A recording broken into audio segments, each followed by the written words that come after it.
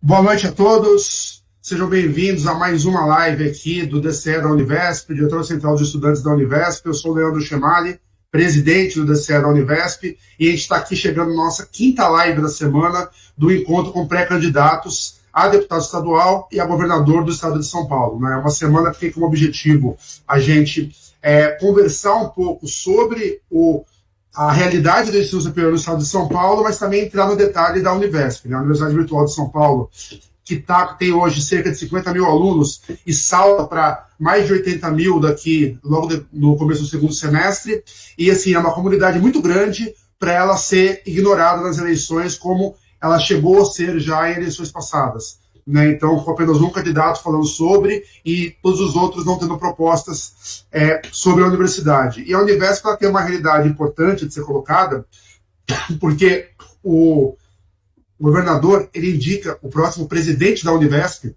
no primeiro dia de governo. Então, a presidência da Univesp, que não é reitoria, é presidência, cargo de confiança, ela é diretamente influenciada pela vontade e pelo projeto que o governador eleito tem, ou poderá deixará de ter, a gente não sabe, deixará de ter sobre a universidade virtual. E por isso a gente está muito preocupado. A gente está muito preocupado em conversar com os pré-candidatos a deputado estadual, conversar com os pré-candidatos a governador, para que eles não entreguem o programa de governo dessa eleição, ou o programa de mandato, sem ter propostas para a Univesp. E não apenas a Univesp de forma específica, mas que falem sobre educação à distância. Falem sobre como o Estado ele pode estar ofertando cursos à distância, gratuitos, sejam eles de capacitação, sejam especializações, sejam os cursos de graduação que a Univesp tem, que essa seja uma política pública, cada vez mais uma política de Estado e não apenas uma política de um governo ou de outro.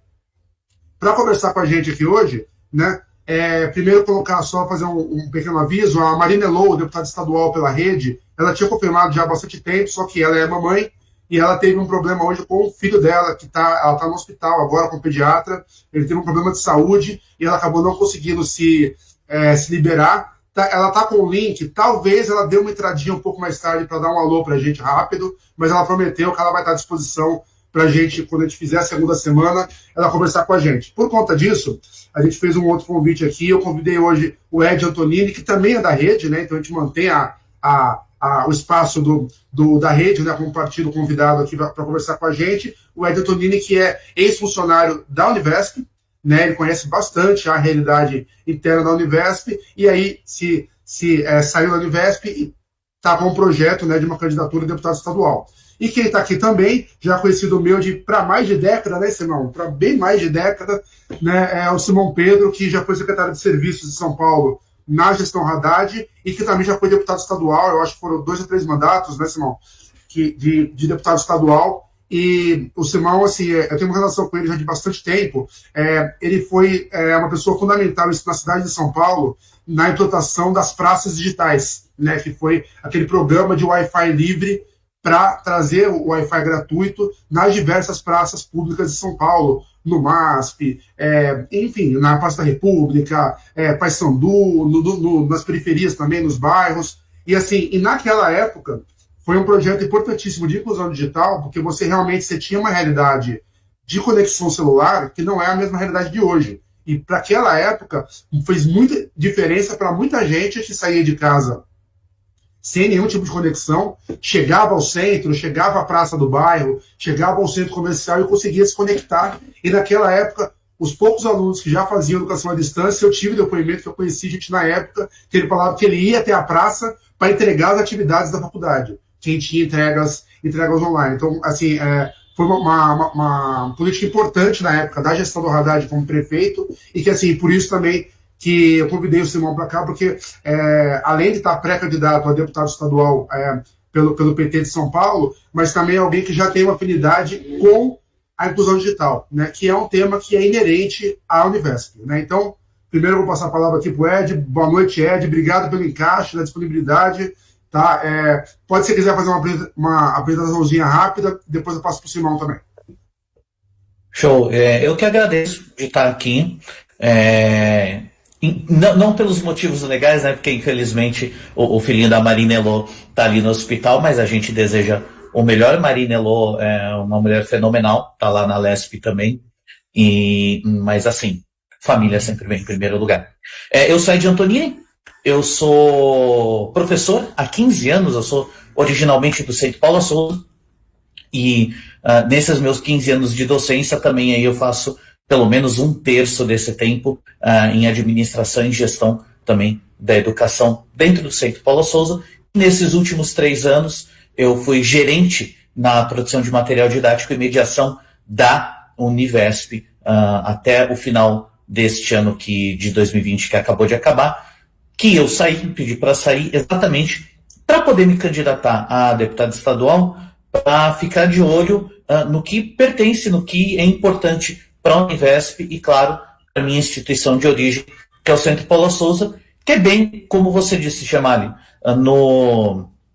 na conversa sempre de pré-candidatos, de candidatos de políticos, todo mundo fala um monte de coisa e a Univesp vira uma nota de rodapé logo depois do Centro Paula Souza em várias propostas, em várias ideias. Só para complementar, eu sou formado 2 vezes em técnico no Centro Paula Souza, uma vez em mestrado no Centro Paula Souza também, e por causa disso acabei sendo chamado para trabalhar na Univesp, acabei até me especializando em educação à distância formalmente, apesar já da minha experiência de tempo, mas é isso, esse sou eu, Ed Antonini. Se você quer conhecer um pouco mais, edantonini.com.br, lá está contando um pouco da minha vida e contando tudo que eu tenho para falar, e acabei de soltar até uns vídeos novos lá, para quem quiser ouvir um pouquinho mais, depois dessa conversa que a gente vai ter aqui. O Igor está me falando aqui que aparentemente deve ser o problema da internet mesmo, né? Deve ser a conexão dele lá, não sei se 3G ou Wi-Fi, que ele está usando lá, que está instável, porque senão estaria de boa. Eu vou tocar um pouco aqui com o Ed, aí se o Simão conseguir melhorar daqui a pouco, aí a gente retorna. Ed, vamos lá então. No caso aqui, né, conversando com você, dispensa eu fazendo todo o disclaimer que eu estou fazendo com os outros candidatos sobre a realidade da Univesp, porque você conhece melhor do que ninguém tudo como que já vem ocorrendo na Univesp há bastante tempo, né, e também tem acompanhado um pouco do que está ocorrendo na Univesp nesse último ano, né? Mas antes de falar de Univesp, eu queria só fazer uma divagação, um cenário um pouquinho mais macro e perguntar para você o seguinte: como que você avalia a situação geral do ensino superior do estado de São Paulo, né? Porque a gente tem hoje uma realidade de 28 para quase 30 anos do PSDB à frente do governo de São Paulo. Você tem essa realidade consolidada das 3 estaduais paulistas, que são financiadas pelo ICMS, principalmente, mas você tem aí, nesse ambiente, uma série de questões, a questão do domínio de fundações privadas dentro dos institutos, departamentos da USP, você tem a questão da expansão da Unesp, que tem campus da Unesp que parece um polo EAD, né? Na casa da Unesp, você tem campus novos, que basicamente a prefeitura montou o campus para a Unesp colocar o curso lá, né? Então você acaba tendo situações aí bem distintas, né? Que às vezes são de acordo, mas às vezes são problemáticas. Então, primeiro eu queria te perguntar sobre isso, você falar um pouquinho como que você avalia a situação geral do ensino superior, que daqui a pouco a gente fala sobre o Univesp. Tá bom, vamos lá. Você colocou uns pontos bem interessantes aí, extremamente válidos, que é a condição de alguns locais da Unesp, por exemplo, e a parte do orçamento, que afinal de contas é o orçamento que manda muita coisa, e me pergunta o estado da educação do ensino superior no estado de São Paulo, que é o nosso local aqui. E assim, meu amigo, a gente tem uma conta, mais ou menos, que se faz, e assim, essa aqui que eu vou falar é a conta de padeiro, porque depois existe um estudo detalhado, não se faz de qualquer jeito isso. Mas é mais ou menos assim, 0,5% da população de um local está teoricamente apto para fazer um curso superior. É assim que a gente calcula de priori, a primeira olhada num local é essa conta que a gente faz, de meio a 1%, porque é o quê? É a população, é a faixa etária, é IBGE, é esse tipo de pesquisa. E a expansão do ensino superior, ela é uma ótima ideia. No mundo ideal, todo mundo que está apto para fazer um curso superior saindo do ensino médio deveria fazê-lo. Só que assim, o dinheiro não é infinito. Nós estamos num país, infelizmente, que não tem ainda a arrecadação de impostos ideal, porque não tem a renda ideal para todo mundo. E, então, este cobertor ele é mais curtinho, não é fácil de gerenciar. E o que acontece? Quando a gente faz uma expansão sem esse tipo de análise do orçamento, acontece esse tipo de coisa que você até apresenta aí. Você tem ali, colocamos uma unidade de uma determinada instituição em tal lugar, mas ele, tá ali, ele só botou mesmo. Fincaram a bandeira e meio que fez uma casinha em volta e está resolvido. Obviamente, estou exagerando. É isso que eu digo. A gente tem que fazer uma expansão muito grande. Só que ela tem que ser devidamente pautada no que dá para fazer. A gente sempre pode dar aquela esticadinha ali, fazer uma força para dar certo, mas tem uma hora que quando a gente espalha essa massa e ela fica muito fina, a gente acaba ofertando uma coisa, mas ela não tem a qualidade que entrega. Então, assim, deu muito certo, porque agora tem tantas vagas e tudo lá, mas as vagas funcionam.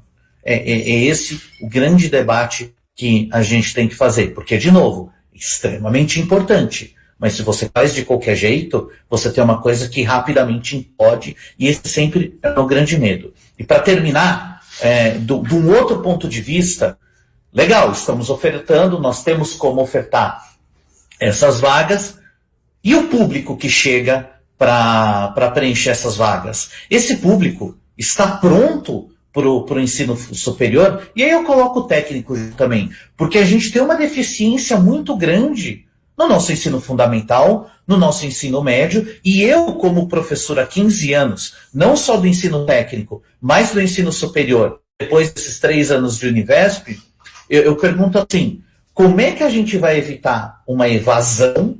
E evasão é desperdício não só do dinheiro público, mas o dinheiro direto do cidadão, porque afinal ele começou a jornada, parou no meio, então teoricamente esse dinheiro inicial foi perdido, tanto do investimento do Estado, dinheiro nosso, como do dinheiro da própria pessoa que vai até o polo, tem que se mudar, tem que mudar o trabalho talvez, por menor que seja dinheiro, é o dinheiro que é tão difícil de pegar. Aí eu volto nisso. Se a gente também não tem um ensino fundamental e um ensino médio bem estruturado para que a pessoa esteja pronta para seguir a carreira profissionalizante dele, a carreira universitária e a carreira de pesquisa, a gente também está gastando mal esse dinheiro, o que gera um efeito de retroalimentação para a gente ter mais dificuldade de ofertar vagas. Então, é dessa maneira que eu enxergo esse cenário que você me pergunta.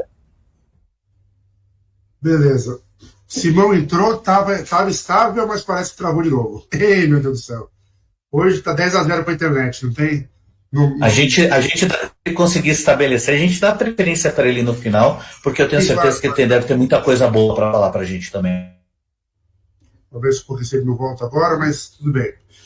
Bom, eu acho que esse ponto que você colocou, realmente eles acabam sendo importantes, né? E também é importante entender um pouco do contexto do Estado de São Paulo, né? Porque o Estado de São Paulo, por ele ter essas universidades estaduais, a expansão do ensino federal ela foi diferente do resto do Brasil, né? O Estado de São Paulo acabou sendo um estado com menos vagas de universidades federais, até que, mais recentemente, foi criada a Federal do ABC, foram criados novos campi da UFSCar, e mesmo a Unifesp deixou de ser apenas saúde e passou a ter o campus Guarulhos, né? E você acabou conseguindo abrir mais vagas públicas para o Estado. Eu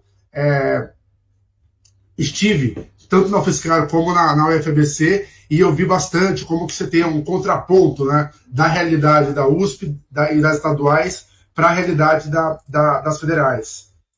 E O Simão falou que ele caiu de novo aqui, que ele realmente não está conseguindo estabilizar, mas é porque coisa a gente remarca outro dia mesmo, não tem problema.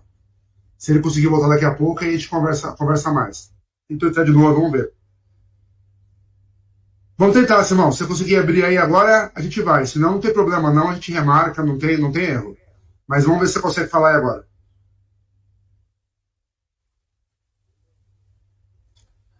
Não, a tua imagem tá boa, mas eu não tô te ouvindo, tá? Isso não é internet. Eu acho que tem alguma coisa do teu celular que deve estar te mutando. Eu não te ouço. Eu te vejo bem, mas não te ouço.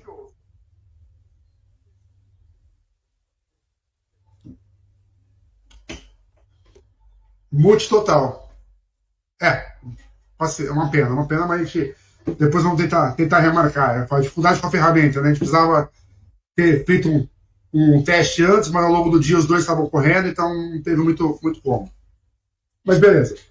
Vamos lá. Então, como eu estava falando, teve essa diferença. Uma coisa que eu percebi muito quando eu estava na UFSCar, na FABC, é que naquela época, quando eu falo aquela época, mais ou menos uns 15 anos atrás, o próprio movimento estudantil das estaduais quase que deixava de lado as federais.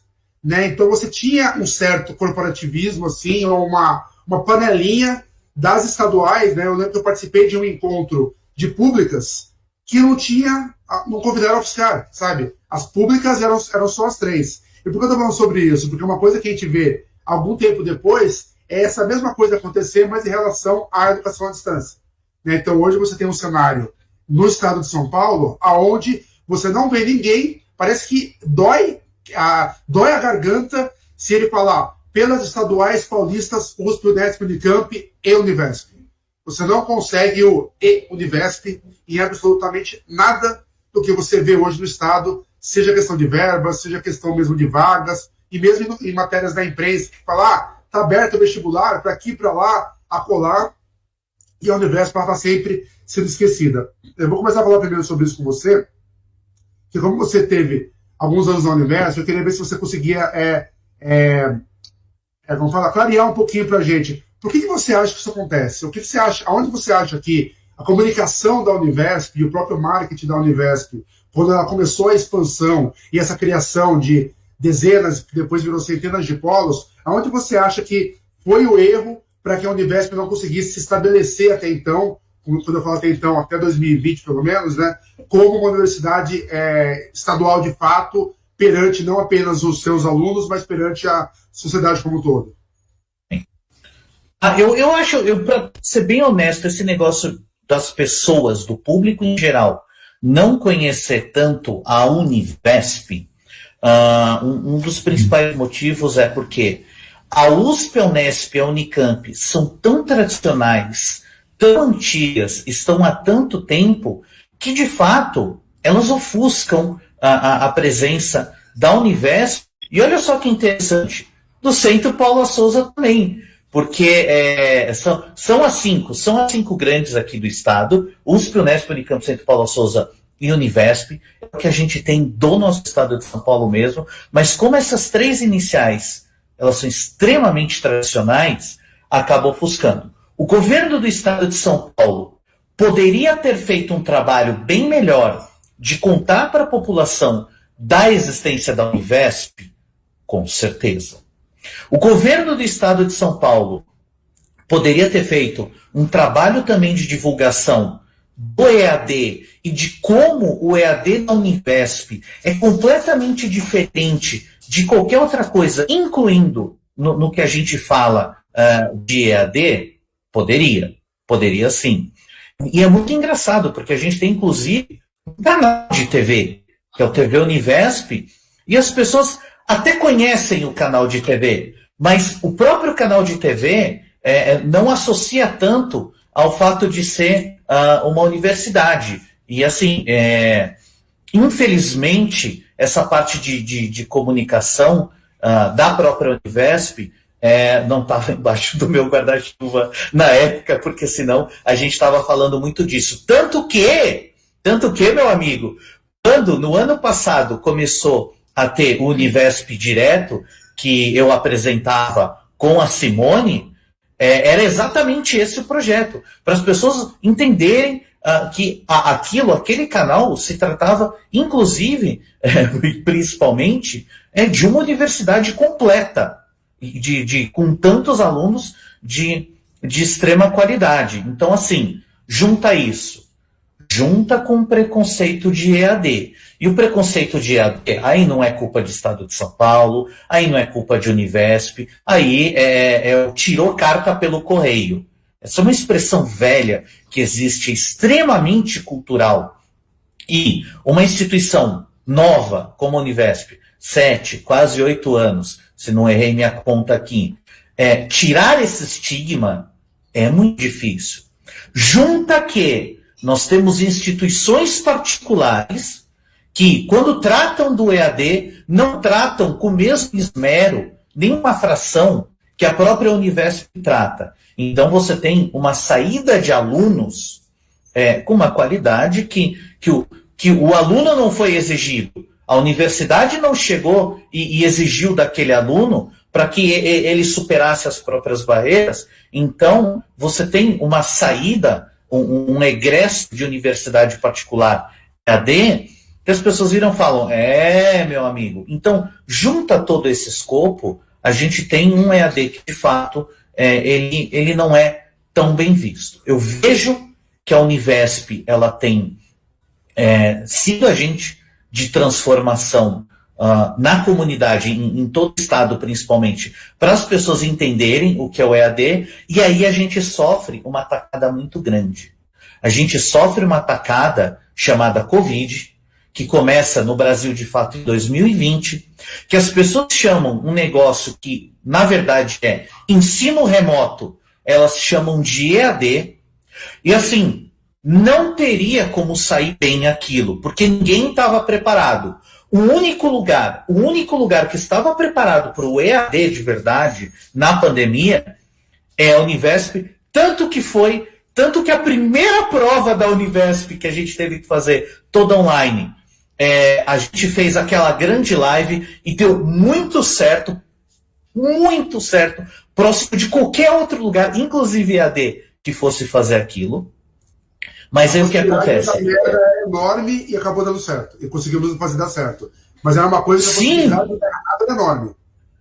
Meu amigo, eu vou contar um negócio para você. Na primeira vez que se falou de Covid, eu cheguei para o meu coordenador de produção de material didático, para minha coordenadora de mediação, que estava embaixo de mim na época, e eu virei e falei, vamos nos preparar para ficar 2 semaninhas fora, trabalhar de casa, a gente dá conta disso. Os dois rapidamente falaram com as equipes, voltaram no mesmo dia, em 1 hora, e falando para mim, não, dá, a gente vai passar esse problema aí rapidão.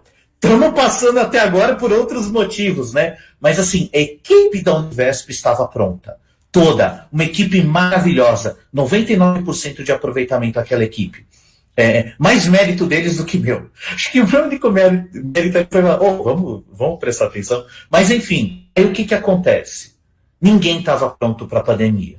E a gente tem o ensino remoto, que não é EAD, mas todo mundo chamou de EAD. Tomamos essa paulada, 2 anos chamando ensino remoto, que, de novo, as outras instituições de fundamental, médio e superior não terem conseguido, não é nenhum demérito delas, porque elas não estavam preparadas, elas não sabiam fazer EAD e fizeram ensino remoto, e foi o melhor que deu para fazer. Mas a partir daí, a gente tem esse nome usado em cima, e a Univesp, e entre outros, apanha muito por causa disso, porque a gente tem um descrédito do EAD por causa dessa infelicidade. Então, eu acho que foi muito... todos esses fatores. Claro. Do tempo com você, só para lembrar, você trabalha já com EAD há quantos anos? Envolvido com tecnologia da comunicação e EAD depois? Nesses meus 15 anos de carreira, eu já perdi a conta. Eu acho que metade deles é com EAD. Por quê? Porque eu comecei... Eu não lembro que ano, porque faz muito tempo. Acho que faz mais de 7, faz 8, fácil. No Centro Paula Souza, na ETEC, fazendo o EAD DTEC. Aqui na minha ETEC, e obviamente outras que tem agora, o curso de eletrônica, eu fiz parte da construção dele. Então, assim, eu passei por o coordenador do projeto mesmo, produção de material didático, tanto como autor como designer instrucional. Eu passei na mediação, inclusive hoje estou na mediação de novo. E a implantação na minha ETEC como polo, obviamente é muito diferente do que a Univesp faz, mas porque está tudo dentro de casa. Como polo, também fui eu que fiz. Aí disso, eu fui para a coordenadoria do ensino superior do Centro Paula Souza, ou seja, FATECs, para trabalhar no EAD das FATECs também, nessas várias áreas. E daí, enquanto eu estava lá, em 2019, aí eu lembro a data, em 2019 eu fui com a Simone, porque a gente foi chamado do Centro Paula Souza para trabalhar na Univesp, e fiquei 2019, 20, 21 por completo sobre isso, na assim, Univesp. Eu queria pedir para você puxar um pouco na memória, para você ver se você conseguiria me falar do que você lembra da época. Por que 6, 7 anos atrás a discussão sobre EAD ela não caminhava, né? Porque você tinha o seguinte, você tem essas iniciativas importantes da FATEC, mas aquela coisa, a FATEC é sempre muito focada no curso técnico. Só que o curso que mais expandiu a distância ao longo da última década foi licenciatura em pedagogia. Mas uma coisa que eu sempre achei esquisita, né, não me entra na cabeça, é porque que até o curso de pedagogia EAD não forma mão de obra para EAD.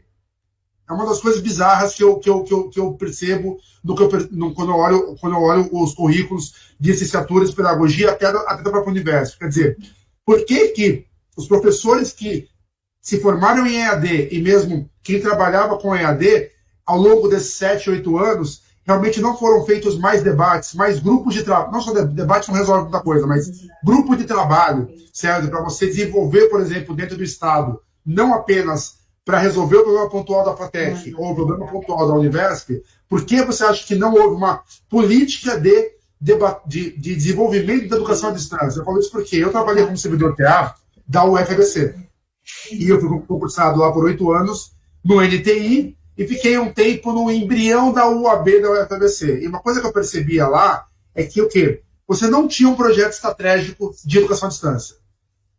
Foi criado lá na época o setor UAB, porque o MEC demandou, e 2 programas ali de pós-graduação escreveram 2 cursos de especialização, né, para colocar, e ficou naquilo, com 3, 4 funcionários no setor UAB, setor EAD de lá, e nada mais. E a Federal do ABC, por exemplo, uma universidade, como eles falavam, de ponta para o século XXI, com milhares de vagas presenciais por ano, até hoje, com mais de 10 anos, agora com 15 anos, não tem uma vaga sequer de graduação EAD. É uma coisa que para mim não faz sentido. Então, uma coisa que eu queria entender também, e é difícil a gente conversar isso, porque são pouquíssimas pessoas que estão envolvidas com a EAD há mais tempo, é tentar entender, não vou dizer qual foi o erro, mas aonde que foi, que chave que faltou ser virada para que há 7, 8 anos atrás o Estado e o setor de educação tivessem debatido com mais atenção a EAD, para quando chegou a pandemia em 2020 a gente estivesse mais preparado. Tá. Você me pede para apontar os dedos aí, não tenho a pesquisa feita. Vamos lá. Como bom pesquisador e como boas pessoas aqui do ensino superior que somos, é muito importante falar agora que o que eu vou falar, ele vem de uma sensação, de algo empírico, e que não fiz a pesquisa. Não mesmo porque talvez nós nem tenhamos. Então, assim, não estou trazendo dados científicos, estou puxando da minha experiência, e este é um único ponto de vista. Muito importante deixar claro isso para você que está assistindo agora. O teu ponto de vista, né? Pegar essa informação com um grãozinho de sal, porque ela pode ser até moderadamente imprecisa. Muito importante dizer isso. Papel de professor, né, irmão? Eu não posso sair falando como se fosse da verdade. Mas vamos lá. O que eu acredito? Primeiro, você fala dos cursos de graduação, né? Uma coisa muito importante a gente lembrar é que quando a gente tem um curso de pedagogia, um curso de licenciatura, não existe o curso de pedagogia para EAD ou licenciatura para EAD. Então, pedagogia é pedagogia, uma licenciatura é uma licenciatura. Nós temos as especializações, nós temos os strictos sensus para EAD, mas, de fato, eles não são tão conexos com graduações matrizes, e talvez isso fosse um pouco interessante de fazer. Você mesmo coloca para a gente todo esse tempo que existe a OAB, mas eu enxergo a OAB como algo diferente, bem diferente da Univesp. A OAB me parece algo muito mais massivo, não tão do jeito que a gente trabalha na universidade mesmo. Eu posso até estar enganado, mas é a sensação que eu tenho. Então, o que a gente precisa... A OAB ela era um programa que cada universidade federal recebia um orçamento do MEC para ofertar o curso. Não era uma universidade nacional, ela era um programa. E a Univesp, claro, ela é uma universidade independente. Muito bem lembrado, muito bem lembrado.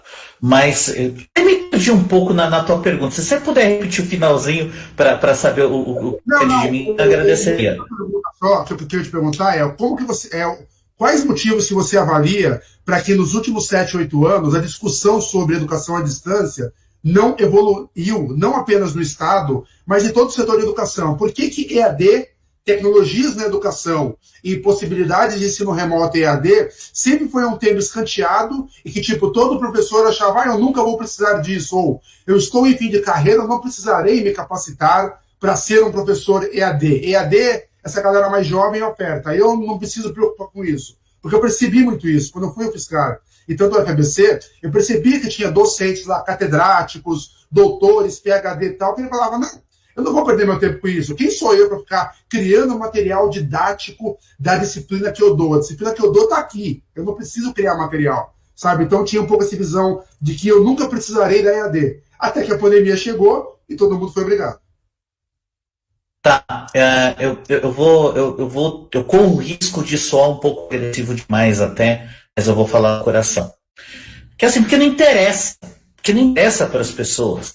Porque quem está em cargos de decisão, salvo algumas exceções muito nobres nesse espaço, não interessa por EAD, porque, primeiro, vamos pegar um meme, vamos falar de linguagem moderna, vamos pegar um meme muito conhecido do professor que tem a especialização, mestrado, 2 doutorados, pós-doc, não sei o quê, não sabe ligar o projetor em sala de aula.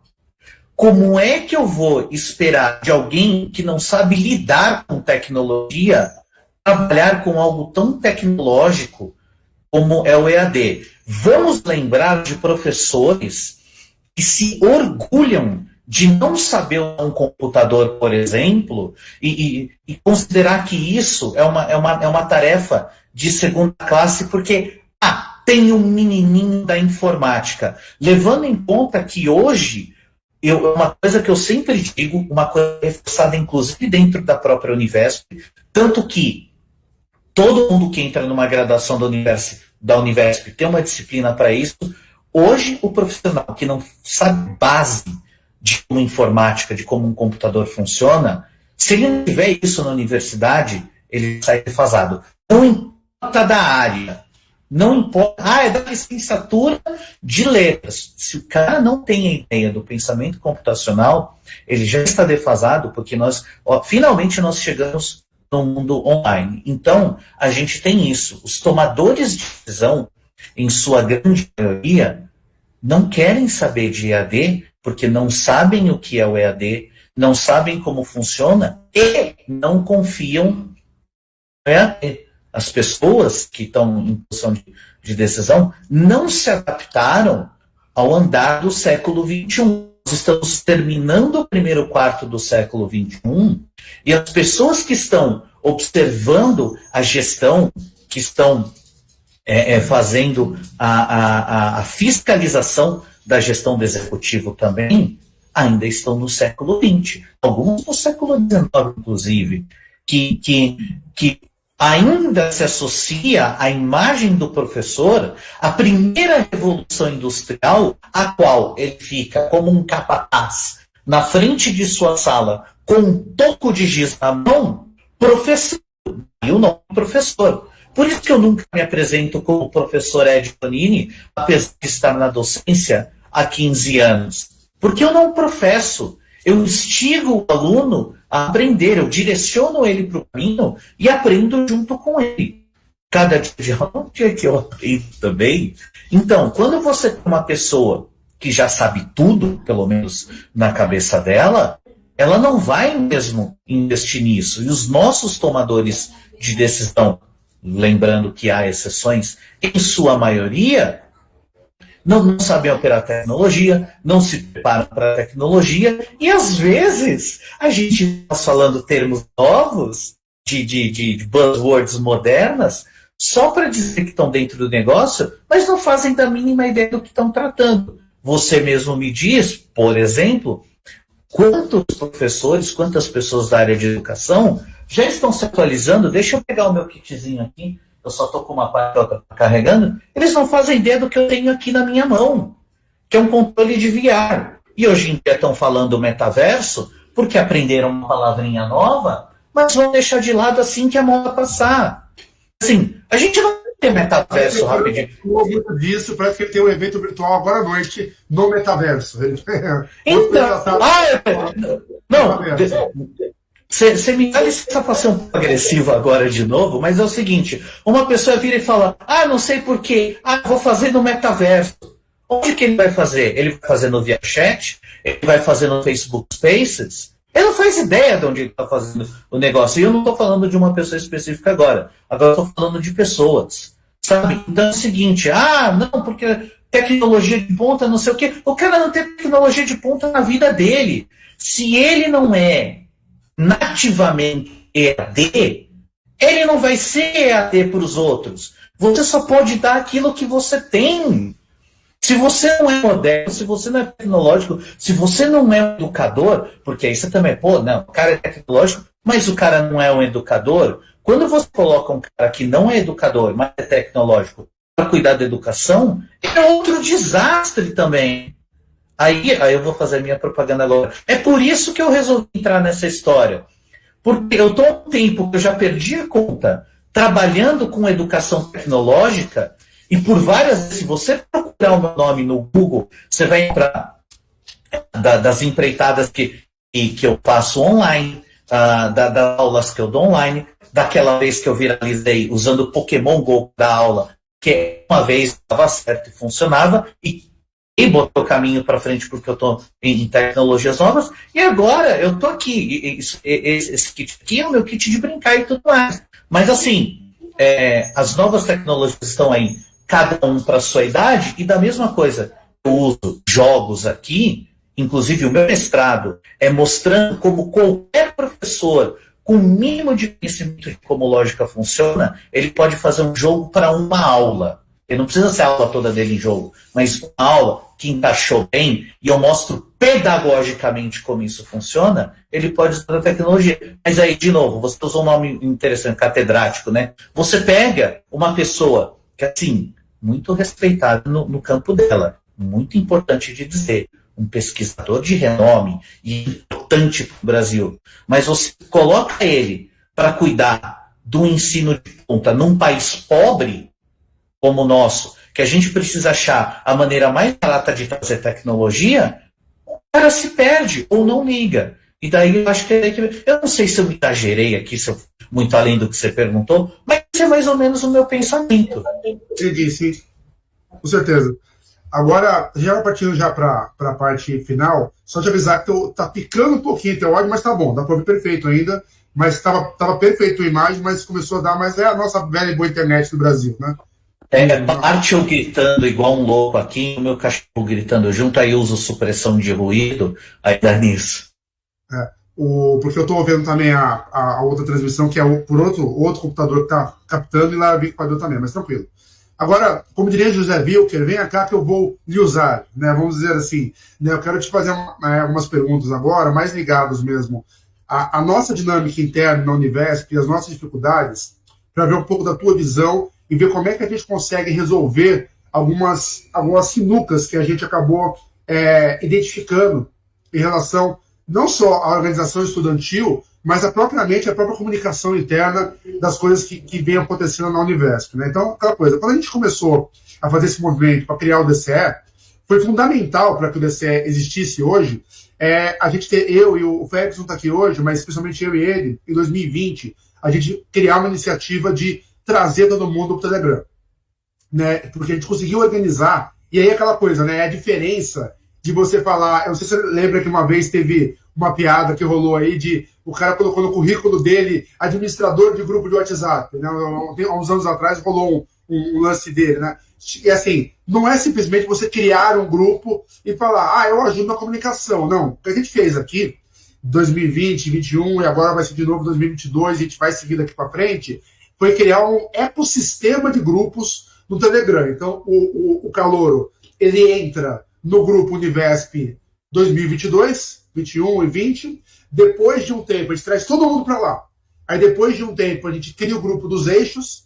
E depois, quando ele faz a opção de curso, é disponibilizado o grupo do curso. Então, quer dizer, a gente força os alunos a se juntarem em grandes grupos. E, claro, você tem aí, como fala, sem nenhum tipo de controle, a criação dos grupos de WhatsApp de amigos. Né? Tem até um amigo nosso que participava das lives até ano passado, o Samir, que ele falava, as repúblicas de WhatsApp. Né? Então, você tem aí N grupos que sempre vão existir e ninguém está contra que eles existam. Mas, de forma, vamos dizer assim, entre aspas, institucional dos alunos, o Telegram se fixou como uma ferramenta, assim, vamos dizer assim, um pouco mais oficial, onde a gente começou a criar um monte de coisa em volta. A Univesp nunca reconheceu isso e nunca nem ajudou a divulgar. A coisa, organicamente, ela foi crescendo, divulgando nos posts, né, e, enfim, espalhando pelos próprios grupos de WhatsApp mesmo, e foi funcionando. Só que aí aconteceu, em 2021, foi feita a licitação de mudança de plataforma do Blackboard, quer dizer, do Canvas, né, que estava antes, para o Blackboard, e veio o Teams de bônus, né? Não posso dizer assim, né? Nesse acordão Microsoft aí que o governo do estado tem, o Teams acaba vindo de bônus. Só que, como você já me falou, não precisa perder tempo com isso, eu sei que o Teams não foi configurado como ele deveria ser por falta de pessoal. Porque não tinha gente na Univesp, não tinha funcionário suficiente para você trabalhar, por exemplo, com a comunicação. Você falou um pouco mais cedo. Nossa, posso só fazer um parênteses muito importante para não ter nenhuma confusão, embora você tenha deixado claro, eu só quero reforçar. Quando você fala por falta de pessoal, e eu sei que você entendeu isso, não é porque o pessoal não é qualificado, é porque não tem cabeças para fazer, não tem gente, exatamente, não tem número de pessoas. É só para reforçar, embora você tenha deixado claro.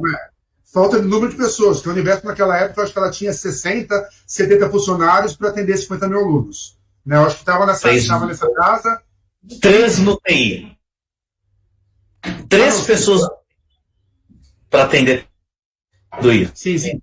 Eu estou falando assim, no corpo geral da Univesp, administrativo, etc., estava nessa casa, e agora, nesse ano, rolou aí várias contratações, eu acho que agora vai pular para mais de 120, né, nesse toque de caixa que foi feito agora, para não perder o time eleitoral, né? Porque é aquela coisa, eu falo, a gente aqui não pode também fazer uma crítica injusta ao trabalho do Rodolfo e da Simone, porque não foi culpa deles que por 2 anos a Univesp ficou proibida de contratar. E isso, claro, acaba com qualquer planejamento, né? Você assume a universidade num plano de 4 anos, contando que em 2020 você vai contratar 15 docentes e 50 funcionários, e você não recebe nenhum. Né? Então, teve isso também, então a gente sabe disso. Mas a questão, eu quero voltar, não chega assim em relação a isso.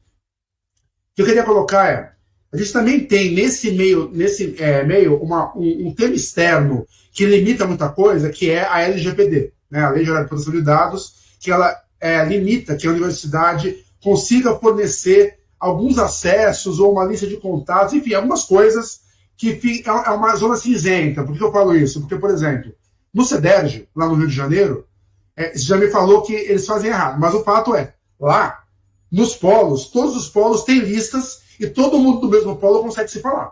Certo? É fato, e isso não vai mudar. Vai entrar a turma agora de 2022-2 e vai continuar o grupo existindo. Todo mundo vai se falar, porque o coordenador do CEDERJ, dos polos do UAB do Rio de Janeiro, já tem esse treinamento, essa formação de botar todo mundo em conjunto. E até o CEDERJ é engraçado, porque lá você tem várias universidades diferentes, mas parece que todo mundo está na mesma. Né? Lá a galera é muito mais unida em relação a diferentes universidades do que aqui, que somos nós de 2 cursos na mesma universidade, mas que não se falam. Então, o que acontece? Com essa questão da LGPD, a gente chega numa sinuca que é qual? Como a gente conseguiria, como a gente consegue trabalhar para transformar o Teams, ou eventualmente uma outra ferramenta, com uma cara mais sociável? Eu acho assim, não é só falta de pessoal, também é falta de estratégia. Eu acho assim, eu percebi, porque eu já conversei sobre isso com o Rodolfo várias vezes, já também conversamos com a Simone, a gente teve uma reunião com ela no passado também, e eu percebo que, tipo, não existe no pensamento deles essa ideia de que uma universidade pública estadual EAD não necessariamente é um local sociável, ele é um local apenas acadêmico. Então não tem por que eu criar uma festa virtual, um fórum geral com todos 50 mil alunos lá, sabe? Não tem por que eu criar um grupo no Teams com todos os alunos do mesmo curso, do mesmo eixo, que entraram junto. E tem um problema ainda. O Teams ainda tem a limitação de 25 mil membros em um grupo, que é menos do que os 30 mil que vão entrar agora. Então eu não consigo fazer no Teams um grupo com todos os ingressantes. Né? Então, enfim, né? É bastante coisa para colocar sobre isso. Então eu quero saber um pouquinho da tua opinião em relação a como que a gente pode planejar, né, aqui no DCE, criando um projeto de médio prazo, pensando para 1 ano, 2 anos, 5 anos, 10 anos, em relação a gente conseguir melhorar a forma de comunicação entre alunos e propriamente da própria Univesp para os alunos. Certo? Porque, por exemplo, as últimas 2 semanas, teve também várias lives que a Univesp divulgou com empresas. Empresa de estágio, que oferece estágio, que oferece... eu falei que é representante de Jequiti de TI. Teve um desse também, que a empresa fez uma live com a Univesp e basicamente era um representante de Jequiti. Se torne um representante nosso, que a cada cliente que você indicar, você ganha X. Mas tem apoio? Não, é para ser representante. Eu sou estudante, eu quero estágio, não quero ser representante, mas também teve isso daí, né? Então, eu sei que ficou longo, mas eu acho que só para você entender um pouquinho a ideia, né? Como que você acha que a gente consegue, no âmbito da Univesp, trabalhar e, eventualmente, acionando também instâncias externas, por exemplo, a LESP, por exemplo, o próximo secretário de desenvolvimento, o próximo governador, a fim de você mudar algumas políticas para você tornar a Univesp um espaço mais sociável? Tá. Chamali, você está fazendo qual curso mesmo? Estou fazendo computação de 2020, né? Agora eu estou em TI, na verdade, né? Eu selecionei TI, mas eu já fiz computação há quase 20 anos atrás pela oficina presencial. Eficiência, e agora eu resolvi fazer de novo. Considera depois uma licenciatura, porque isso é bom para dar o arcabouço da argumentação. Você tem um Paulo Freire bom aí nesse teu sangue, aproveita. Mas eu estou precisando fazer administração, mas não sei, vamos ver. Não, considera. Eu já falei, cara, o professor não se reproduz, é vampirismo. Ele chega e fala, você não quer ser professor, não? Mas é assim, vamos lá. Primeira coisa que a gente precisa lembrar. O público da Univesp, ele é diferenciado de uma presencial por uma coisa muito grande, que assim, normalmente segunda ou até terceira graduação de alguém. Isso faz com que seja um público que já tenha a sua vida feita, que já tenha a sua família, que já tenha o seu trabalho, e as interações sociais elas são mais restritas. Isso explica um pouco do porquê não é tão forte isso no social. Do ponto de vista do governo, volta naquilo. A gente precisa de um pouquinho mais, não precisa de muito, mas um pouquinho mais de gente na Univesp para ajudar a coordenar os polos. Porque, assim, é muito, mas muito orientador de polo para uma equipe de polos que também 3 pessoas. E, assim, você tem 2 que fazem serviços extremamente administrativos, acho que são 4 agora, mas são 2 que fazem extremamente administrativos, uma pessoa que está o ano inteiro ocupada em garantir que o polo tenha infraestrutura para ser um polo Univesp, e daí uma 4ª pessoa, normalmente o coordenador de polos, onde uma pessoa, se continua a mesma, a Simone, que é a outra Simone, é uma pessoa extremamente competente, mas sim, é uma só, para quantos polos nós temos, você faz aí vezes 1,5, é o número de pessoas que ela tem que lidar nos polos. Então fica difícil de fazer a capacitação do orientador de polo para trazer o aluno pelo menos uma ou duas vezes para se conhecerem pessoalmente. Nós, como primatas, ainda precisamos de uma interação presencial com as pessoas para desenvolver laços. Por mais virtual, por mais moderno que a gente seja, a gente ainda precisa disso. Então, os laços virtuais nunca são tão fortes quanto laços reais. Quando a gente tem um orientador de polo instigando os alunos para se conhecerem, isso vai ajudar bastante. Mas, de novo, a gente precisa de equipe dentro da Univesp também para poder ajudar a fazer esse tipo de trabalho com os orientadores de polo. Isso lembra até de logo quando eu entrei na Univesp, tinha acabado de entrar, não sabendo o tamanho da carga que é a Univesp, eu pensei, nossa, dá para fazer aqui já até o próprio prêmio recreativo da Univesp com os alunos. Mas como que a gente faz um grêmio recreativo? Como que a gente faz competições esportivas, que é uma ótima maneira de integração de alunos numa universidade tão virtual quanto a Univesp? Obviamente, além de procedimentos padrão de esportes tradicionais, eu cheguei a cogitar em algum momento e-sports, os esportes eletrônicos, porque uma boa parte do público da Univesp já tem idade, já faz parte do momento. Foi criada uma Atlética Esporte já tem um grupo que já foi criado. Então, e daí é uma galera que já foi criada na época do League of Legends, que foi do Team Fortress 2, os mais velhos, tá agora no Fortnite e no aquele que eu odeio, que eu nunca vou lembrar o nome, porque é um jogo muito chato. Free Fire? Enfim, mas assim, tendo isso e uma chancela da própria universidade, funcionaria muito bem. Por que eu nunca botei isso para frente? Essa lista de coisas para resolver antes, e eu seria um louco de chegar e falar, vamos fazer uns timinhos aí, quando tem tanta coisa para resolver, deu tempo de resolver, então acabou não acontecendo. Mas quando a gente faz isso, a gente tem integração. Outra coisa que a gente poderia fazer também, e isso aí pede infraestrutura de TI, pede uma preparação e um planejamento que nem ousarei propor aqui, porque você não faz isso em 5 minutos, é a preparação de letramento digital do aluno da Univesp.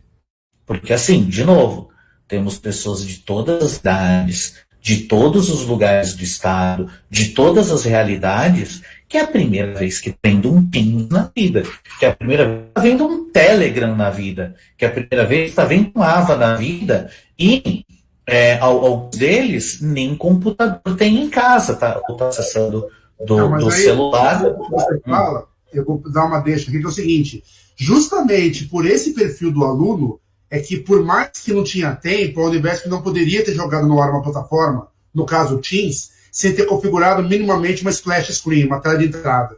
Justamente por saber que esse era o perfil do aluno, eu achei assim, foi assim, por mais que não tenha tempo, mas minimamente a Univesp ela tinha que ter configurado. Porque, como eu te falei uma vez, uma coisa que não foi feita, isso eu até hoje replica, a gente de vez em quando acha o aluno perdido, é que quando a Univesp estava usando o Google, não foi enviado para o Google dos alunos, ainda quem usava Gmail, um último e-mail dizendo, olha, este é o último e-mail que você vai receber na caixa Google. A partir de amanhã, você precisa acessar outlook.com e logar com a mesma senha para, a partir de amanhã, todas as mensagens acadêmicas serem recebidas lá. Isso não foi feito. E passado um ano da migração, ainda tem aluno 2008, 2017, que fala que achou que ele foi desligado do curso porque ele não recebe mais nada, não recebe confirmação de nada, e etc. Então, assim, tipo, o ponto é esse, tipo, eu super entendo, né, e como eu já vivencio o ambiente de universidade pública há mais de 20 anos, a questão da foto pessoal, não tem problema, eu acho que isso aí não se discute. Mas a questão e aí eu falo para você, claro, como uma crítica, não ao seu trabalho, mas ao que aconteceu no passado, que eu vivenciei isso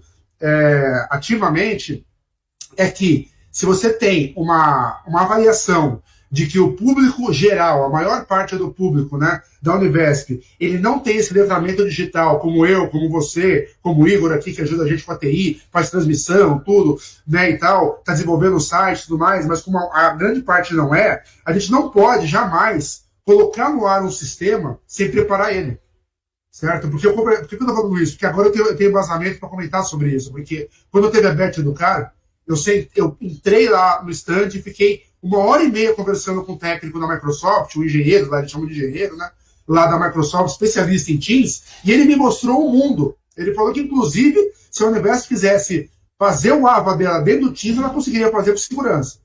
Eles disseram, não sei se é bem isso, mas eles disseram. E aí, para nós, acaba sendo entregue, né, um sistema onde são orientados os coordenadores de polo a falar, olha, você cria o grupo do seu polo aqui, certo? E os alunos, a partir de amanhã, só vão falar com você por aqui. Você zera teu WhatsApp, você praticamente não responde mais e-mail, você fala, vamos vir aqui. Só que esqueceram de contar, de avisar os russos, né? Esqueceram de avisar os alunos sobre como ser feito. Que o Teams é uma plataforma que tem caixa de entrada, que tem equipes, você vai lá no equipe, coloca na busca o nome do seu polo, você vai encontrar o grupo do seu polo ou não, entendeu? Ou o coordenador, ele adicionar todos os alunos, sabe? Então, assim, é uma coisa de beabá, de comunidade, né? Uma coisa básica e elementar, que quando você criava o grupo no Orkut, você preparava o teu grupo antes de divulgar ele, sabe? Lá atrás, que a Univesp ela acabou não fazendo, e a gente até hoje, passado quase 2 anos da migração, ainda tem aluno perdido sobre a plataforma. Eu vou contar uma coisa para você aqui. Os alunos já sabem, né? Mas a gente não fala isso de forma, vamos dizer assim, oficial, mas acontece o que a gente acabou fazendo? Por sorte, algumas brechas existiram nesse Teams e a gente conseguiu rodar um script nele sem ter permissões, sem ser administrador, e conseguimos adicionar toda a turma 2020 e 2021 em um grande grupo do Teams, que a gente chama de Estudantes do Univesp, e é um grupo que lotou, tem 25 mil alunos lá.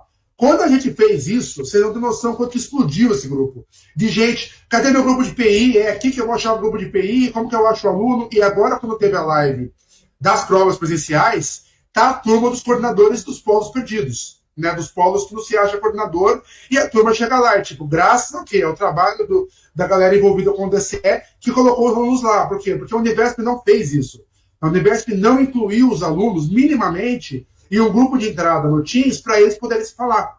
Né? Então, eu entendo perfeitamente a questão da falta de funcionário, mas assim, tem coisas, tem prioridades que não podem ser esquecidas. E eu acho que assim, a comunicação mínima e, sobretudo, a configuração do sistema é algo que não pode ser secundário. E eu falo com segurança, pelas conversas que eu já tive com o Rodolfo e que a gente teve com a Simone. Isso é totalmente secundário. A comunicação na Univesp é algo totalmente secundário. Tá? É totalmente. Isso aí, eu tô falando forte, mas não é contra você, tá, Edson? Só vou deixar claro. Eu sei. Não, tô tranquilo. É com alguém que entende a realidade. Não adianta eu falar forte pro França, para outro, porque não é. Eu tô conversando com alguém que entende a realidade. E assim, a comunicação na Univesp é algo totalmente secundário. E, por exemplo, hoje à tarde mesmo, surgiu, de vez em quando aparece um ou outro operador de polo que me chama e fala, eu vi que você é articulado e tal. E, você percebe que o operador de polo também é outro perdido. É outro que às vezes não sabe para que lado que ele vai, sabe? Ele tá lá e ele fala assim, não, eu não consigo falar com os alunos, você consegue me ajudar a chegar neles, porque a gente divulga aqui e a gente percebe que ninguém vê. E, tipo, a regra na Univesp hoje é ninguém vê nada. Quando a Univesp posta um vídeo no YouTube e manda um e-mail para todo mundo, é a única coisa que funciona. Mas qualquer outra coisa paralela, eu vou divulgar algo para um nicho. Então, para todos os alunos Unicel, para todos os alunos de um curso de uma região. Por exemplo, tem um polo, me escapou agora o nome, mas tem um polo que ele vai organizar a Semana Univesp do município, de 4 dias, com 18 palestrantes, um evento assim, um congresso mesmo, e ele chama de Semana Univesp. Quer dizer, aquela cidade abraça a Univesp, de fato. Mas o resto da Univesp não fica sabendo, o evento é virtual. Eu sei, porque assim, no Instagram do DCE, o que a gente decidiu fazer? Todos os polos que tiver Instagram, a gente vai seguir. Polo Unicel, Polo Univesp, todo mundo a gente segue. Apareceu lá como sugestão, segue. Quando a gente fez isso, abriu um universo de Univesp que a gente nem imaginava.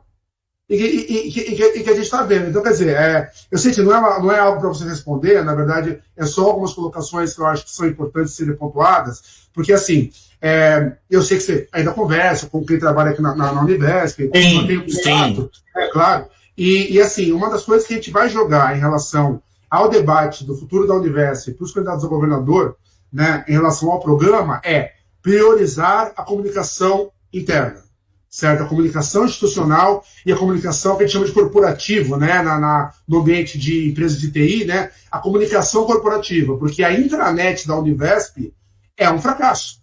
A intranet da Univesp, ela simplesmente não funciona, porque para coisas básicas e elementares e até coisas acadêmicas urgentes, como o contato do aluno com o polo para ele poder fazer a prova ou não fazer, não funciona, certo? Então, é assim, eu falo, tudo isso é uma coisa extra-acadêmica, né? Não estou aqui, eu poderia estar fazendo uma live com você para vamos debater o modelo, vamos pensar nas atividades avaliativas, vamos pensar uma forma onde as aulas podem funcionar melhor, sabe? Ao caráter acadêmico, mas não dá para eu discutir a parte acadêmica se a gente não consegue se falar. Eu até hoje eu não tenho um grupo, eu estou no Polo Sapopemba, eu não tenho um grupo com todos os alunos do meu polo, eu não conheço a minha turma há 2 anos, não tenho turma, certo? Então eu falo, esse tipo de coisa, e isso faz parte da convivência universitária. Na universidade, sobretudo na pública, a convivência em grupo, a convivência em turma, às vezes acaba sendo o maior aprendizado que você tem. E é algo que parece que a Univesp se coloca como secundário. E aí o ponto que ela poderia dar o salto, né, o pulo do gato, para você construir uma universidade pública EAD, onde você realmente consiga maximizar a experiência, deixando ela próxima do presencial, a Univesp despreza. Então, desculpa pelo desabafo, mas eu acho que era algo que a gente precisava também pontuar nessas lives aqui, porque realmente eu acho que grandes problemas da Univesp seriam resolvidos se simplesmente a comunicação funcionasse. Chamali, só colocar que quem quiser falar da diretoria aqui, a Ivani, a Ellen, o Douglas, tal, tá aberto aí, só abrir o microfone depois que o Ed falar e a gente dá uma rodadinha rápida e depois a gente encerra. Na verdade, eu gostaria muito de ouvir também. Eu estou a fazer minhas lives e roda um chat, sempre todo mundo falando, e tá tudo muito quieto aqui, que é só eu e você. Eu estou um pouco incomodado. Mas assim, vamos lá. Quando você fala assim, pô, desculpa desabafo e tudo mais, é assim. Na verdade, para mim, isso é muito importante. Por que estamos conversando aqui agora? Porque eu almejo, no que vem, estar trabalhando na LESP, uma boa parte pelo aluno da Univesp. Por esse motivo que eu saí de lá. Me pergunto muito. Se você estava fazendo as coisas lá, por que você saiu? Porque eu estava numa caixinha. E assim, é como vocês mesmos falaram. A gente tem muito mais coisa e alguém precisa cuidar disso num escopo muito maior e, inclusive, auxiliar a própria Univesp, digo, as pessoas que trabalham lá dentro, do presidente, a todos, a argumentar com o governo para esse tipo de coisa funcionar. Quando você fala para mim, eu vou passar um pouquinho daquilo que você falou, mas eu prometo ser rápido.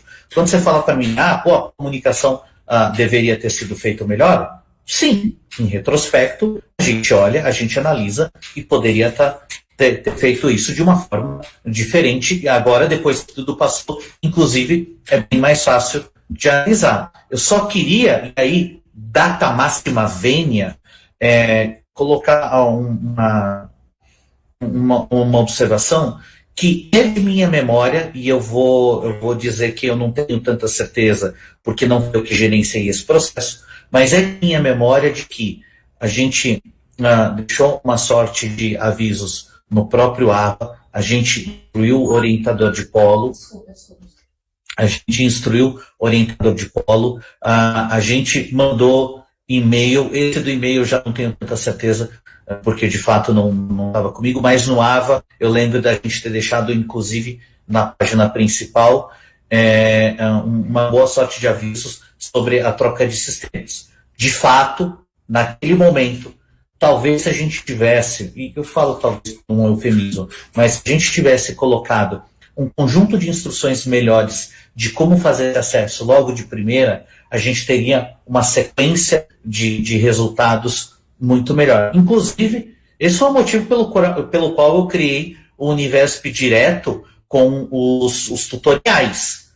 Porque vendo a dificuldade, eu falei, não, Vamos fazer isso aqui na TV, vamos deixar no YouTube, porque os alunos espalham entre si. E aí, meu amigo, é onde vocês, inclusive, mostram o quanto que um DCE é importante para vocês se organizarem, para fazer esse tipo de análise de volta para a instituição entender onde está acertando, onde está errando, porque, de novo, aquele tão pouco de gente e com tanta coisa correndo, erros vão acontecer. É óbvio que vão acontecer. E o DCE é extremamente importante para isso. Eu realmente espero que vocês, inclusive, consigam fazer o quanto antes o próprio CNPJ e tudo mais. Já estão com o CNPJ, Chimari? Não, ainda não. Na verdade, a gente ainda vai realizar uma assembleia de ajuste. Vai ter que ser em julho, porque é melhor a gente fazer antes dos calouros voltarem, né? Mas a gente vai fazer essa assembleia de ajuste e aí a gente vai levar o estatuto. Porque, assim, na programação da criação do DCE, a gente pensou o seguinte: por ser um DCE de uma universidade pública estadual desse tamanho, a gente sabe que, seguindo mais ou menos o exemplo dos DCS da USP, da UFSCar, das outras públicas, era importante ter o congresso na estrutura, né? Então, o congresso dos estudantes, sim, aquele evento que acontece a cada 1 ou 2 anos, onde você tira as resoluções macro, né? Onde você tira as principais, sim, bandeiras, né? E você dá um direcionamento político-acadêmico. Eu falo, político não é de política só, mas, né, saber para onde nós vamos, né? E tem isso daí. Então, o que a gente fez? A gente tentou fazer primeiro o congresso, em 2020 e 2021. Mas esse time de tem vestibular no começo de 2021, aí ficou por meio do ano. Aí, tipo, a gente não pode fazer o congresso com os bichos acabando de chegar, com os calores acabando de entrar. Você tem que dar um semestre para eles chegarem e aí eles participarem do congresso. E aí, por conta disso, o que aconteceu? Só deu para marcar congresso no fim desse ano. Então, a previsão nossa é fazer o congresso ali em novembro, depois da eleição, né, ali entre 2 e 10 de novembro, mais ou menos, antes das provas, mas logo depois da eleição. E assim, a gente só vai fazer os custos cartoriais e toda a parte burocrática depois que você matar toda essa parte aí, para a gente realmente... Porque assim, uma coisa que a gente vê é que é importante registrar no estatuto com as cláusulas pétreas bem definidas. Porque cláusula, sim, pétrea é cláusula pétrea.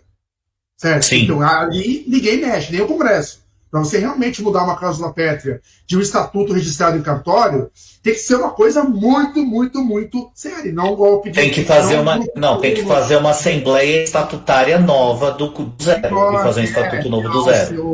Os 2/3, então aquela coisa. Por que eu falo isso? Porque, por exemplo, a gente teve um debate há pouco tempo no DCE, que foi uma madrugada dentro aí de 500 mensagens, sobre o projeto de mensalidades. Porque tem pessoas que fazem parte da Univesp, do movimento estudantil e tudo, que tem uma posição sobre isso, certo? E eu falei, olha, já está no primeiro estatuto lá, mas ainda assim é princípio. Depende da universidade pública, gratuita, de qualidade e a distância. A distância é o nosso diferente, né? É a nossa diferença em relação, sim, aos outros, né? Mas, enfim, então, assim, é importante a gente construir esse processo todo de forma com que as cláusulas pétreas sejam realmente bem embasadas, né, através do Congresso, com o debate todo, para que o DCE tenha uma cara definida, né, que você saiba a que veio, não fique uma coisa totalmente na mão de cada grupo que ganha, muda completamente o teor da entidade. Então tem essa parte do que a gente vai fazer. Deixa eu passar aqui, vamos ver. Ivani, Ellen, Igor, Douglas, Gabriel, alguém quer falar? Só para dar um alô pro Ed aqui, para depois a gente concluir. A turma é tímida, mas de vez em quando eles falam. Oi, falhou aqui. Oi, Ed, você tá bem, cara? Como você tá? Oi, Douglas, tudo bom, meu querido? Tudo ótimo. Boa noite também, Chimali. Olha, eu tenho uma pergunta que ela é por causa da live que a gente fez com o Márcio França, né? Inclusive, um colega nosso do DCE, o Félix, queria ter feito essa pergunta, não deu, e eu acho que você é uma excelente pessoa para responder.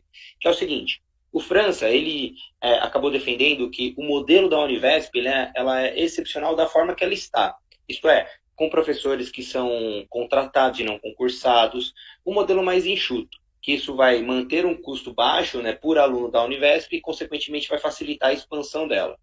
Já outras pessoas defendem, assim, tem a ideia que se a Univesp fizesse concurso, tivesse até mesmo um campus, que a universidade ficaria melhor.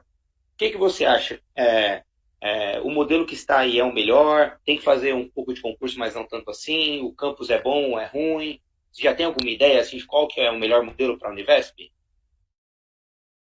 Tenho, e obviamente, como bom professor e engenheiro, inclusive, de novo, vamos tomar essa informação com um grãozinho de sal, porque ela é uma hipótese, a gente tem que testá-la, né? É um projeto. E assim, eu gostaria, inclusive, muito de conversar com o França, porque ele tem acho que ele é o que mais faz o discurso da Univesp dentre os candidatos. Não estou falando que ele é minha escolha, não estou falando nada disso, mas assim, Mas o que não, a gente vê ele que fala. Tem jeito, é só ele que fala mesmo. É um fato. do que a gente vê, estou falando do que a gente vê na mídia, empiricamente, ele é o que mais fala. Mas é assim, ele vê do ponto de vista do administrador macro, do cara que está lá em cima, e é a posição dele. Não tem. Assim, de novo, não tem como ele saber como é o dia a dia da Univesp, porque ele não está lá. Só vai defender a Univesp direito de acordo com o que está no dia a dia quem conhece aquilo. E assim, a ideia dele, eu não concordo 100%, porque assim, é muito legal de fato a rotatividade de autores para a qualidade do material, para o dinamismo do material e para o modelo de negócio. E falando modelo de negócio também, usando linguagem de gestão. Só que a gente encontra problemas de ordem prática. Primeiro, é muito legal você virar e falar que vamos contratar ali quem a gente escolher, quem os alunos escolherem. Não. Você não pode fazer isso porque existe a lei 866. E ela tem um número bem interessante, né? A lei 8666, que é uma lei federal, ela fala sobre instituições públicas contratarem serviços e comprarem coisas. E assim, quando vem o Tribunal de Contas perguntar para a Univesp que horas são, filosoficamente falando, a gente tem que estar pautado nas leis que existem, inclusive a 8666, e assim, explicar para o Tribunal de Contas, explicar para uma oposição que a gente contratou determinado profissional no que a lei garante por uma fundação como a Univesp, explicar que nariz de porco não é tomada, você gera um processo gigantesco que entra a controladoria da Univesp, o jurídico da Univesp, todos os coordenadores e gestores que entraram no meio do caminho, o diretor acadêmico, o diretor administrativo, o presidente, o chefe de gabinete da Univesp, todo mundo, para explicar que está tudo dentro pautado da lei, para na semana seguinte, quando tiver a outra contratação, porque é um outro processo, porque outro profissional do Tribunal de Contas viu aquele outro processo, ele também quer saber que horas são. E assim, super legal você contratar um time rotativo para melhorar o material. Só que tem ônus e bônus isso daí. Aí eu vou continuar. Quando você faz um material didático, esse material didático ele precisa ser atualizado. A contratação de material didático tem, hoje, 3 modos. Uma disciplina completamente nova, uma disciplina que vai ser atualizada e uma disciplina que vai ser refeita por completo, que na prática é uma disciplina completamente nova. Aí eu pergunto, quem é o autor da disciplina que está sendo refeita? Porque eu tenho um professor autor que fez originalmente, aí eu chamo outro professor autor para complementar, e se eles forem de filosofias diferentes, de programas diferentes, e por mais que esteja dentro do programa pedagógico da disciplina do curso, exatamente o que tem que ter na disciplina, a forma como entregar isso, ela pode mudar de um profissional para outro. E é isso, o exato argumento que nos fala que é bom trocar de profissional, é o exato argumento que diz que numa atualização a coisa fica complicada. Aí, não, então vamos chamar o mesmo cara para dar uma atualização na disciplina dele. O cara está vivo? O cara quer continuar fazendo? O cara vai chegar lá e falar, não, tá bom, deixa assim mesmo. É complicado. Show. Então, assim, não estou reclamando da ideia do Márcio França, porque eu gosto dessa troca também. Só que assim, o que a gente precisa ter? Um corpo de docentes concursados para cuidar da universidade como universidade. Você não precisa ter 100% do corpo docente concursado. Você pode ter esse formato de, vamos chamar de empreitada. A gente pode fazer isso daí e parece que eu estou me exaltando. Vou falar igual o Chemali. Eu não estou brigando com vocês. Eu só levo muita paixão nisso. Porque, assim, tem um outro detalhe. A gente faz os processos pelo São Paulo Sem Papel. E eu defendo isso muito agora nas minhas ideias na pré-campanha. O São Paulo Sem Papel é lindo, maravilhoso. Mas ele precisa ser atualizado. Porque hoje, para contratar 150 professores autores para um semestre, tem que ter uma pessoa para ir lá e fazer processo por processo na mão, porque não existe chamada para ir para o São Paulo Sem Papel. E você não vai fazer fora do São Paulo Sem Papel, porque o São Paulo Sem Papel está lá sendo... É dinheiro do contribuinte sendo usado para um sistema que é muito bom, mas precisa de um upgrade. Então, assim, a gente tem equipe, e daí a gente vai colocar uma pessoa para fazer um trabalho que um computador poderia estar fazendo, é desperdício de dinheiro também. Então, é um grande conjunto. Mas volto no modelo híbrido. Precisamos de professores concursados para cuidar do que é a identidade Univesp. Você tem que estabelecer umas áreas mínimas, né? Tem que ter algumas áreas mínimas. Não dá para não ter nenhuma estabelecer o macro. Exatamente, estabelecer o macro. Porque ano que vem vai ficar Rodolfo? Não sei. Vai ficar Simone? Não sei. Vai ficar todo maravilhosa, tem muita gente boa do livre provimento, que é o cargo de confiança. Tem muita gente boa do livre provimento. 99% da Univesp, profissional muito comprometido. Mas metade vai embora, talvez, ou possivelmente, se muda uma gestão radicalmente. Onde está o espírito Univesp? Como fica o barco de Teseu?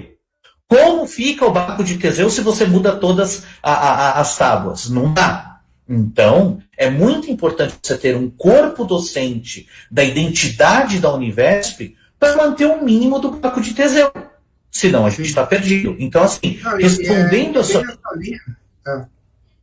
E é bem nessa linha que a gente está iniciando esse debate eleitoral e cobrando os candidatos, porque eu penso que depois que a eleição for concluída, o DCE quer estar na mesa, na transição, para ajudar a definir. Certo? Para não ser uma coisa apenas dos engravatados. Né? A gente quer conseguir ter condições de, seja qual for o candidato, né, o próximo governador, a gente conseguir estar à mesa para levar o nosso ponto de vista. Certo? Porque é aquela coisa.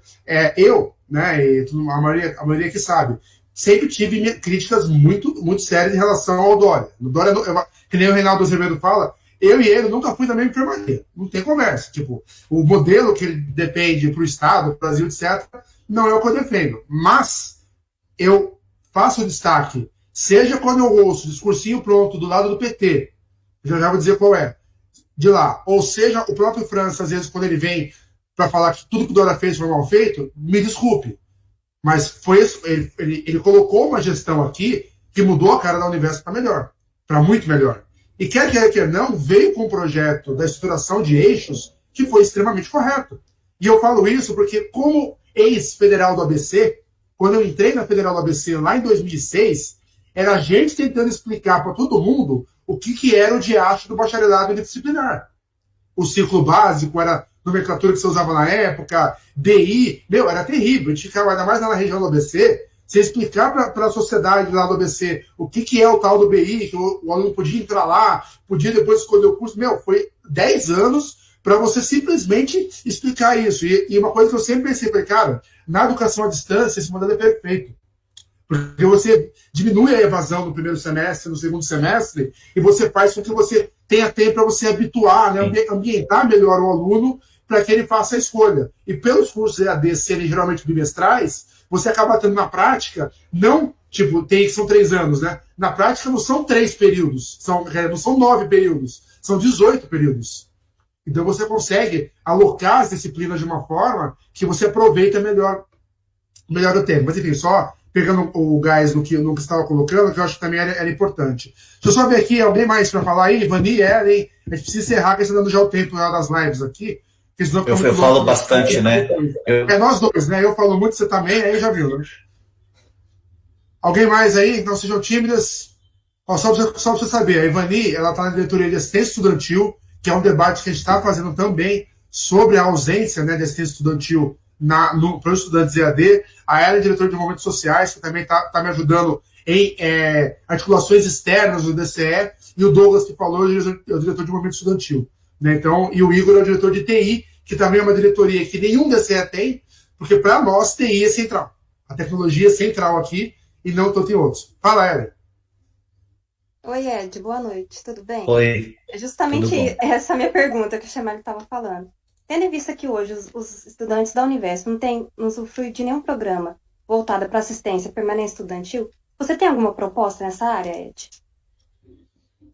Olha, eu vou lembrar a pergunta volta... dela em relação a se você vê possibilidade de uma dotação orçamentária da Alesp para assistência estudantil dos estudantes da Univesp. Tá, eu acho que volta até na pergunta que foi o Douglas que fez, quem que foi o Douglas, né? Volta naquilo que o Douglas falou, pô, de contratar professor e tudo.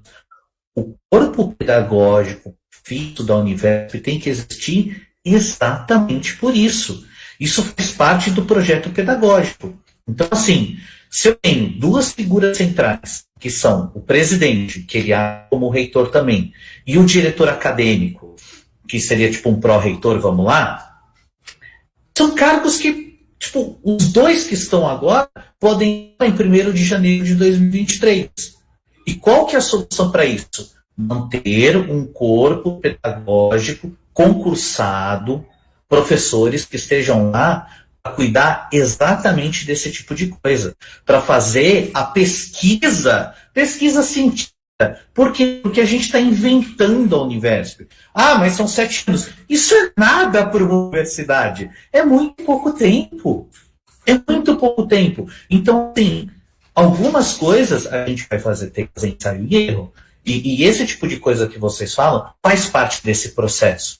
Porque, assim, ou assim, tanto essa discussão lá dentro na época, eu não vi, tudo bem, eu não fazia parte de todas as esferas, pode ter muito acontecido, mas eu estava, obviamente, focado na produção de material didático, mediação e avaliação. Pode ter acontecido, mas assim, por que vocês não ouviram falar disso?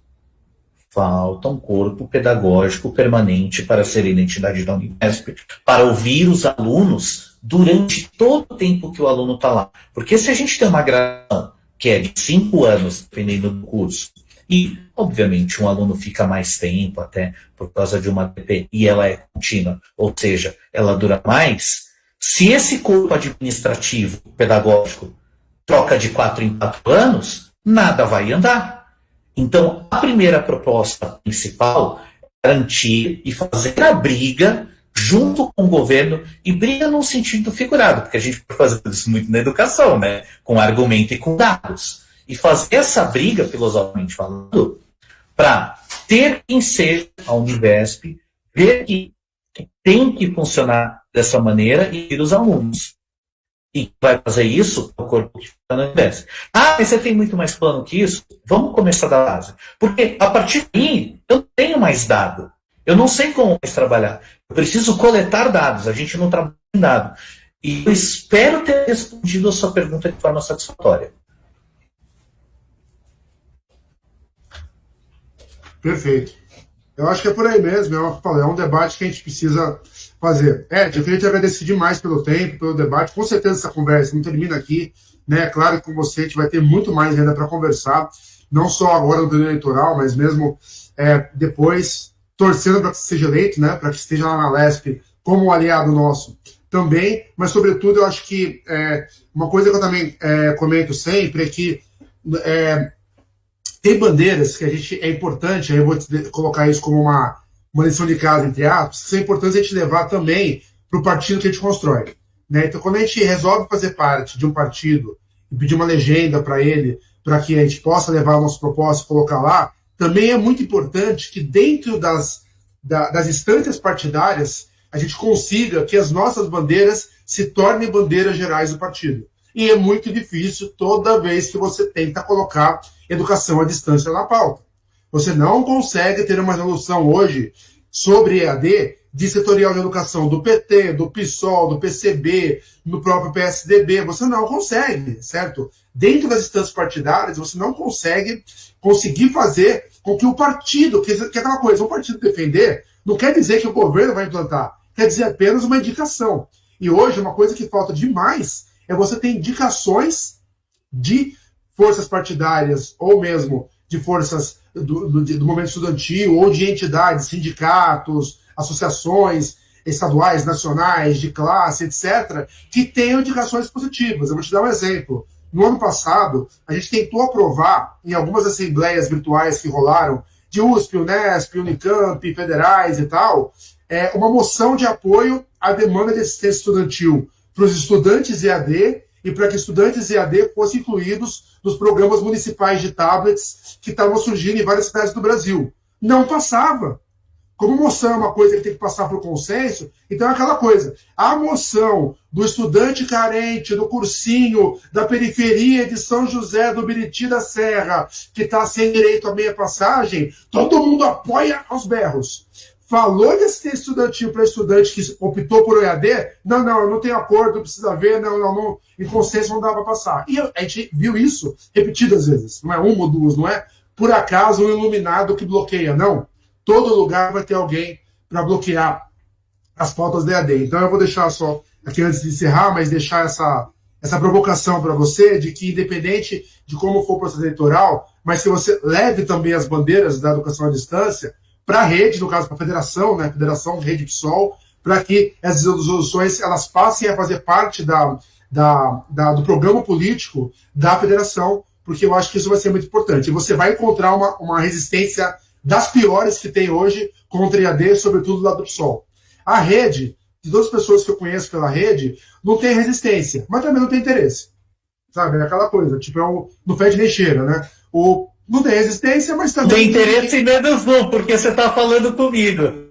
Exatamente, mas é aquela coisa que eu falo. Eu espero que você continue na rede, né? E que trabalhe para que essa pauta ela faça parte da pauta da rede. É uma coisa, certamente a rede ela vai estar presente na próxima legislatura. Provavelmente ela vai eleger a Marina Silva, vai eleger a Luiz Helena, deve reeleger o Rodolfo agora continua, né? Mas provavelmente elege mais senador, então a rede ela vai continuar tendo um poder, tendo uma representatividade importante que pode levar o tema da educação à distância mais à frente. Até pelos prefeitos que tem por aí, eu acho que faltam um pouco vereadores, né? Também está levando. Então, Ed, obrigado de verdade, valeu pela paciência, foi uma live longa aí, mas eu acho que tem muita coisa que a gente precisa conversar, não só com você, mas com os outros, e aí também encerrar aqui essa semana com os pré-candidatos, a primeira semana do DCE Univesp, o primeiro evento público que o DCE Univesp organizou, né, com divulgação aí por todas as redes, né, convidando todos a estarem participando. A gente pretende realizar uma segunda semana no período eleitoral. O DCE Univesp também faz parte da comissão organizadora da Universidade Vai às Urnas, que é um evento tradicional da cidade de São Paulo, que convida os candidatos a governador, deputado, etc., para debater em encontros presenciais. A gente faz parte da organização e vamos levar o debate da Univesp e de EAD para lá também, né? E aí também fica o convite aí para o Ed continuar seguindo a gente continuar sempre se falando, tá? Então, valeu, Ed, valeu os diretores que estão aí. Pode falar. Me dá o meu último minuto? Vamos lá. Seguinte, a gente teve uma conversa bem legal aqui, foi muito interessante. Só que é o seguinte, eu chegar e falar um monte de ideia e é isso, não adianta nada. Tem que ouvir as pessoas. Então é o seguinte, a gente vai combinar um negócio aqui com todo mundo que está assistindo. Vai no meu site, no edantonini.com.br. Não está anotado num lugar, é difícil de lembrar. xwa.com.br, chega lá também. Tem o meu WhatsApp, que eu respondo pessoalmente no meu tablet. Sou eu quem vou responder. Mandem para mim o que vocês pensam, o que vocês querem falar, o que vocês têm de ideias e têm de preocupação, porque eu sei que ninguém está fazendo isso. E vamos ser bem honestos. Eu acredito que eu sou a única pessoa que de fato tem esse engajamento preocupado com o Univesp. Então, vem falar comigo, porque se não for eu lá, pelo menos, é isso que você falou, Chemali, com a rede, eu pelo menos consigo fazer alguma coisa. Mas eu gostaria muito de estar lá, então eu gostaria muito que vocês me considerassem como candidato nessa eleição. E assim, dúvida, vem no meu site, no meu WhatsApp, respondo pessoalmente. Muito obrigado, foi maravilhoso conversar com vocês. E qualquer que estiver vendo esse vídeo, pode vir falar comigo. Muito obrigado mesmo. Valeu, tamo junto. Um abraço, foi um prazer mesmo. Até a próxima.